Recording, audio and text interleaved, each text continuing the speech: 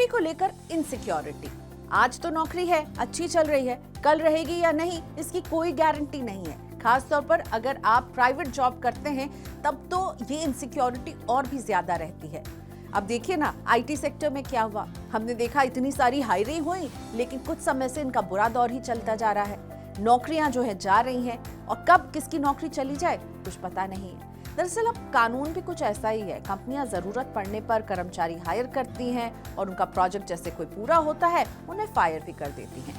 ऐसे में फ्यूचर की प्लानिंग करना बहुत जरूरी हो जाता है। तो अपने पैसों की प्लानिंग को कैसे बेहतर बनाएं ताकि रिटायरमेंट में आपके पास एक अच्छी खासी रकम जुट जाए, यही आज मैं आपको बताने वाली हूँ। मैं हूँ प्रियंका संभव और अगर आप सोच रहे हैं कि रिटायरमेंट के लिए आपको कहाँ निवेश करना है तो आप बिल्कुल सही वीडियो देख रहे हैं। आज मैं आपके लिए 2 पॉपुलर इन्वेस्टमेंट्स को कंपेयर करके बताने वाली हूँ। जो लोग अपने निवेश पर किसी तरह का रिस्क नहीं लेना चाहते हैं उनके लिए सबसे सेफ ऑप्शन रहता है पब्लिक प्रोविडेंट फंड यानी पीपीएफ।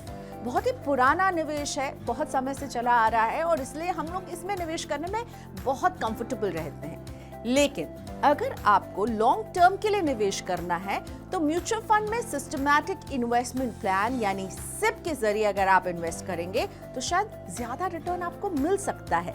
लेकिन चलिए इन दोनों को कंपेयर करते हैं और समझते हैं कहां आपको ज्यादा रिटर्न मिलेगा। अपनी कहानी की शुरुआत मैं रवि के केस के साथ करूंगी।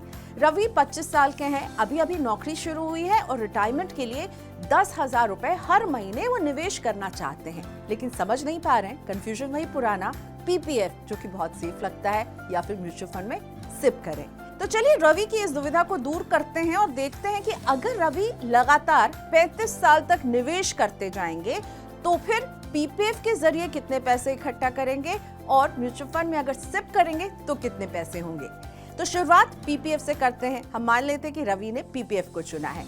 15 साल की ये स्कीम है जिसमें अभी सालाना 7.1% का ब्याज मिल रहा है। ये एक सरकारी योजना जिसमें हर क्वार्टर में ब्याज को जो है रिव्यू किया जाता है और ब्याज बदल भी सकता है, लेकिन अभी जब हम वीडियो रिकॉर्ड कर रहे हैं तब इस पर 7.1% का ब्याज मिल रहा है। आप पोस्ट ऑफिस या फिर बैंक में पीपीएफ अकाउंट खोल सकते हैं। पीपीएफ में आप एक फाइनेंशियल ईयर में 1.5 लाख रुपए तक का निवेश कर सकते हैं और इस निवेश का सबसे बड़ा अट्रैक्शन होता है इस पे मिलने वाला टैक्स छूट। इनकम टैक्स कानून की सेक्शन 80C के तहत आप 1.5 लाख तक के पूरे निवेश पर एक डिडक्शन क्लेम कर सकते हैं, यानी अपने इनकम को उतना डिडक्ट कर सकते हैं। साथ ही में जब पीपीएफ मैच्योर होता है और जो रकम मिलती है वो भी पूरी तरह से टैक्स फ्री होती है। अब कुछ कैलकुलेशंस। रवि पीपीएफ में हर महीने 10,000 रुपए निवेश करते जाते हैं, यानी साल में 1,20,000 रुपए वो जमा कर रहे होंगे पीपीएफ में और 15 साल में उनकी निवेश की रकम होगी 18 लाख रुपए। अगर हम मौजूदा ब्याज दर को ही कंसिडर करें यानी कि 7.1% के ब्याज को हम मानकर चलते हैं तो 15 साल में 14,54,000 रुपए ब्याज रवि को मिलेगा। इस तरह मैच्योरिटी की रकम होगी 32,54,000 रुपए। रवि के पास ऑप्शन है कि वो अपने 10,000 रुपए महीने के निवेश को 5 साल के लिए आगे पीपीएफ में बढ़ा सकते हैं, यानी पीपीएफ की पहली 15 साल की मियाद पूरी हो गई, अब उसे वो एक्सटेंड कर सकते हैं। एक बार बढ़ाने पर यानी 15 साल तक उन्होंने निवेश किया, अब 5 साल और बढ़ाया तो 20 साल। तो 20 साल अगर अपने निवेश को बढ़ाते हैं तो 24 लाख रुपए उनका निवेश होगा जिस पर 29,26,000 रुपए में ब्याज मिलेगा, यानी मैच्योरिटी की राशि अब बढ़कर हो जाएगी 53,26,000 रुपए। अगर रवि इसी तरह 60 साल की आयु तक अपने निवेश को 5 साल बढ़ाते जाएंगे तो रिटायरमेंट तक वो 42 लाख रुपए निवेश करेंगे और इस निवेश पर 1,39,00,000 रुपए का इनका ब्याज बनेगा, यानी मैच्योरिटी के वक्त इनके पास होंगे 1,81,00,000 रुपए। और खास बात ये कि ये पूरी रकम टैक्स फ्री। पीपीएफ की तो बात हो गई, लेकिन रवि को लग रहा है कि अब जरा कैलकुलेट करके देखें कि म्यूचुअल फंड में सिप करेंगे तो फिर कितने पैसे इकट्ठा होंगे। आपको भी बताते हैं। रवि अगर एक लार्ज कैप इक्विटी फंड में 10,000 रुपए जो हर महीने वो निवेश करना चाहते हैं लगाएंगे तो 35 साल तक इन्हें निवेश करना है। कुल 42 लाख रुपए ये निवेश करेंगे और इस निवेश पर अगर हम मानकर चलें कि सालाना 12% का इनको रिटर्न मिलता है तो 6 करोड़ के आसपास रुपए बनेंगे और इनकी निवेश की राशि और इस रिटर्न को मिलाकर के 6,50,00,000 रुपए ये जमा कर रहे होंगे 35 साल में। मौजूदा नियमों के तहत इक्विटी पर साल में 1 लाख रुपए तक का रिटर्न टैक्स फ्री है। इसके बाद 10% की दर से एक मुश्त long term capital gain tax लगेगा, जो कि 59 लाख रुपए के आसपास बनेगा।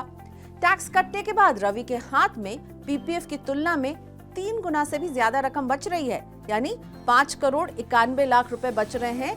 टैक्स हमने इससे हटा दिया है। ऐसे में तो ये साफ दिख रहा है कि रवि को पीपीएफ जितने पैसे दे रहा था 1 करोड़ 81 लाख, उसकी तुलना में म्यूचुअल फंड सिप में ये 4 करोड़ 10 लाख रुपए ज्यादा कमा रहे हैं। ये कैलकुलेशन अनुमानित है क्योंकि म्यूचुअल फंड में रिटर्न की कोई गारंटी नहीं हो सकती है। हालांकि पिछले आंकड़ों पर गौर करें तो इक्विटी म्यूचुअल फंड ने पिछले सालों में इससे बेहतर रिटर्न भी दिया है। पीपीएफ की ब्याज दर में बदलाव हो सकता है, इसीलिए हम ये भी नहीं मान सकते कि पीपीएफ में जो ब्याज मिल रहा है 7.1 का, यही आगे भी 35 साल तक मिलेगा। लेकिन एक बात तो साफ है कि कहीं ना कहीं रिटर्न देने के मामले में म्यूचुअल फंड पीपीएफ को मात दे रहे हैं। अगर आप भी रवि की तरह रिटायरमेंट के लिए पैसे बचाना चाहते हैं तो आपको सबसे पहले तो ये करना है कि रवि की तरह इसकी प्लानिंग जल्दी शुरू करनी चाहिए। रिटायरमेंट के लिए आप उतना ही ज्यादा बड़ा फंड इकट्ठा कर पाएंगे जितनी जल्दी इसकी शुरुआत करते हैं। पीपीएफ बिना रिस्क के निश्चित रिटर्न का एक अच्छा विकल्प है। लेकिन अगर हम अभी देखें हमारे आसपास महंगाई जिस तरह से है, वास्तविक महंगाई 7% से ऊपर है, तो इस तरह पीपीएफ का रिटर्न महंगाई को तो मात देते हुए बिल्कुल नहीं दिख रहा है। ऐसे में अगर लॉन्ग टर्म के लिए निवेश करना है तो सिप के जरिए निवेश बेहतर विकल्प साबित हो रहा है। यानी पीपीएफ और म्यूचुअल फंड को जब आमने सामने रखेंगे तो कहीं ना कहीं लंबे समय में म्यूचुअल फंड अभी के कैलकुलेशन के अनुसार आपको ज्यादा रिटर्न देते हुए दिख रहा है।